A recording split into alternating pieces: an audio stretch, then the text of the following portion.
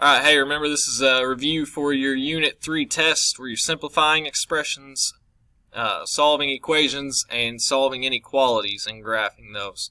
Alright, so I got an equation and an inequality here to start with. These are just straight across, kind of like we did in class today. So we're just going to go ahead and work through these real quick. This first one, we've got two options. We can either divide by negative 11 from the get-go or go ahead and distribute that into everything in the parentheses. Remember, a number attached to parentheses, you distribute it. So you don't just have x, you've got negative 11 times x, which is negative 11x. And then you've got negative 11 times 7 as well, and it's negative 11 times positive 7. So a negative times a positive makes negative. 11 times 7 makes 77. And this is still equal to negative 88. Okay? Now, you got to get everything away from this x, remember. You want to get x by itself. Well, first thing you take care of is the stuff not related to the x at all. Remember, you do everything in reverse order of operations normally because you're working backwards pretty much. So instead of subtracting 77 here, we're going to turn around and we're going to add 77. Right? That gets that 77 away from the x. It cancels it out. That makes 0. So it's gone on that side. But since we did it on this side of the equal sign, we've also got to do it on the other side to keep it balanced, right? So we get negative 11x equals, and on this side we now have negative 11. So now it's saying negative 11 times some number equals negative 11. Well, this one's pretty easy. Even if you don't know that right away, you divide by negative 11 because they multiply x by negative 11. How are you going to cancel it? You divide by the same thing they multiply by. You got to divide the other side by negative 11. Negative 11 divided by negative 11, x equals 1. Alright. Now you can plug that in to check your work, right? Instead of x plus 7 up here, since you found x to be 1, it'd be 1 plus 7. So you got negative 11 times 1 plus 7 equals, and it needs to equal negative 88. And if it doesn't, then you did something wrong. So we got negative 11 times 8 equals negative 88. Well, a negative times a positive makes a negative. 11 times 8 makes 88. And 88 is equal, or negative 88 is equal to negative 88, so you're good. Next one here. Okay, we've got 40 is less than negative 4 times the quantity n plus 14. So again, you can go ahead and distribute this 4, this negative 4. Alright, so you get 40 is less than negative 4n. And it's a negative times a positive, so it's minus 4 times 14. That is 56. Alright, so now it's back to like similar to our equation up here. Okay, we got to get everything away from n. Well, the first thing we can take care of, they subtract 56, so we can add 56 to both sides. 40 plus 56 is 96. 96 is less than negative 4n. So this is saying negative 4 times n gives you 96. Okay. Well, you're going to divide by what they multiply by. So since they multiply by negative 4, you're going to divide by negative 4. Now remember with the rules with inequalities, if they multiply, or if you multiply both sides or divide both sides by a negative, then you got to flip the sign, right? So instead of less than, it's now going to be a greater than sign. Okay? Positive divided by a negative, it's going to get you a negative. 96 divided by 4, it's going to get you 24. Okay? So negative 24 is greater than n now. Well, if negative 24 is bigger than n, then you could also turn around and say n is smaller than negative 24. Okay? Now what if they want you to graph that? Again, 0 is your reference point, right? Where's our point? Where is n compared to 0? It's on the left. It's at negative 24, right? Does it include 24? Well, it's not equal to negative 24.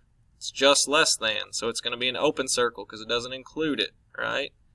It would be a closed circle if it had the equal sign under it, but it does not. Alright, now you got to look. What is n compared to negative 24? Well, n is numbers smaller than negative 24. So it's going to be all the numbers this direction. Alright. And if you don't see that, think about 0 compared to negative 24. Is 0 less than negative 24? No, it is not. So that arrow is not going to go towards 0. Alright. Okay. Now I'm going to show you a few word problems where you're going to have to set up an equation. Alright, so here's an example here. This says Amelia bought a violin that was marked down in price P by 15%. Write an expression representing the price Amelia paid. Well, the original price is P, right? So we know that.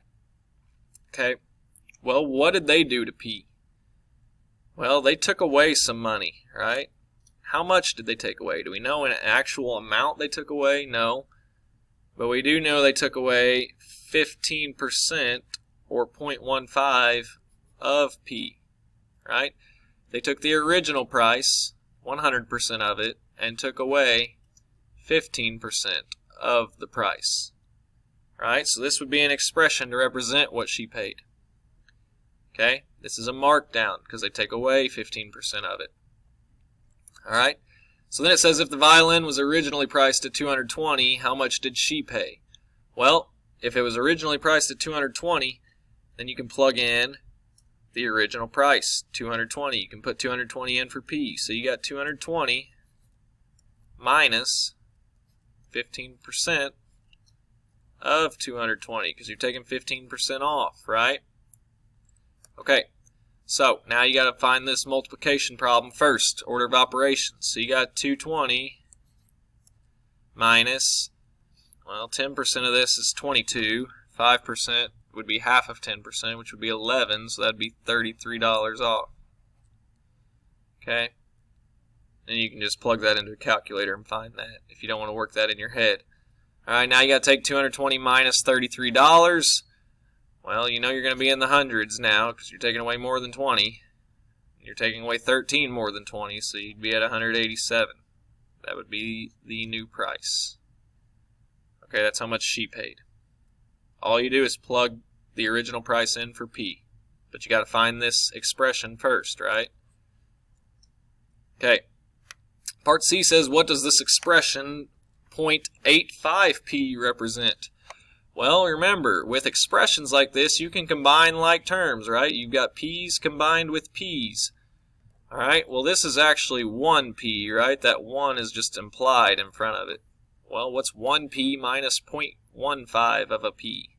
That gives you 0.85 of a p. So when it says what does that represent? That represents what she will pay, right? 0.15, 15% of P is what she won't pay, so you're going to take it away. 0.85 is what she will pay, right? Alright, so this one says 5 students each wrote an expression to represent the perimeter. Terrell wrote this expression that is correct. They already tell you it's correct. So, you got the perimeter, right? Well, you know this side length is 5x plus 1, which means this side length is also 5x plus 1. So I'd go ahead and write that on there even though they don't have it. And since this side's 2x, this side is also 2x, right? So it shows what he did. He added the 2x's, he added the 5x's, and then added 2 1s at the end, right? Well, that's going to be the same as 2 of these 2x's, right? Plus 2 of the 5x plus 1s. Or if you look at it over here, if you know this side's 2x, you know you need 2 of those to find the perimeter. And you know this side length is 5x plus 1, you need 2 of those as well, right? You would have 2x plus 2x plus 5x plus 1 plus 5x plus 1, which means you need 2 of these and 2 of these. So Lewis is also correct. Katrine, she has 2 of the 5x plus 1s, which is good, right? But she only has 1 2x. She didn't take care of this other side. She's only taking care of 3 side lengths there. So it says circle the name of a student who wrote an incorrect one. You already know that's incorrect. Let's look at why the other ones are correct. Well, we got all the x's here. 2x plus 2x plus 5x plus 5x. Takes care of all that. And then plus 1 and plus 1. I mean, that's a good one right there, right? It's pretty much what we have right here without the parentheses. Okay, Steve, he adds the two ones to begin with, and then takes x times all the coefficients. You got a 2, you got a 2, you got a 5, and you got a 5, right? So you got 2 plus 2 plus 5 plus 5, which is a total of 14 x's, which is what you would have if you combined them all. Right? 2x plus 2x is 4x, plus 5x, 9x, plus another 5x is 14x, which is what that would be. So Katrina's wrong in that situation. Alright, so let's look at this one. I kind of made this situation up. You say you bought a bicycle that costs $500. You also want some new tires on it that cost $T. You don't know the value of the tires. The tires are 25% off, but you know you spent $567.50 in all, in total. How much were the tires? Okay? So, with this one, you probably want to set an equation up first, right? Well, this is how I would walk through an equation like this. Let's think about what we spent. Well, first off, we spent $500 for sure, right, on the bicycle. Okay? Now, $500 is not all we spent. We added to that $500 something else that we bought. We bought tires, right? We bought T for tires. We don't know how much they cost, right? Well, if we set this equal to $567.50, does this represent it? Well, it would represent it if we spent full price on the tires, but we didn't, right? The tires are 25% off. So we've got to change this T somehow. We've got to manipulate this T. Well, there's a few different ways we could do this. We could say the original price of the tires minus the 25% of the tires, the discount, right? We could write all that in there, 500 plus all of this. Or if we did not spend 25%, we know we did spend 75% of the tire price, right? So we could actually put 0.75 of the tire price there. Okay? So, based on this, does this represent how much we spent in total? Let's think about it. We spent $500 on the bike plus 75% of the tire price. Is that going to give us what we spent in total? Yes, it is. Alright? So, with this, what can we take care of? We got to get T by itself, right? We want to find that price of the tires. Well, right now, T's not by itself, so how are we going to get there? First step would be knock out that $500. We know we spent that. Alright, so 0.75 T, 75% of the tires, is going to equal whatever's left over, right? So we spent $67.50 on the tires. But it was only 75% of the original tires. So how much were the tires originally? Well, they multiplied T by 0.75, so what do we need to do to get T by itself? To cancel that 0.75, since they multiplied it by T, we've got to divide it by T, which means we got to divide this side of the equation by 0.75, right? Remember, equations have to be equal. Anything you do to one side, you do to the other. Remember, it's like a balance, right? If you do something to one side, it knocks it off balance. How do you get it back to balanced? You got to do it to the other side as well. Okay, so that's left with 1T there, and 67.50 divided by 0.75 will get you 90. Alright, so how much were these tires originally? The tires were $90. Now, what if I asked the price of each tire? Okay, well, you would set up this equation originally, 500 plus 0.75 of 2T, right?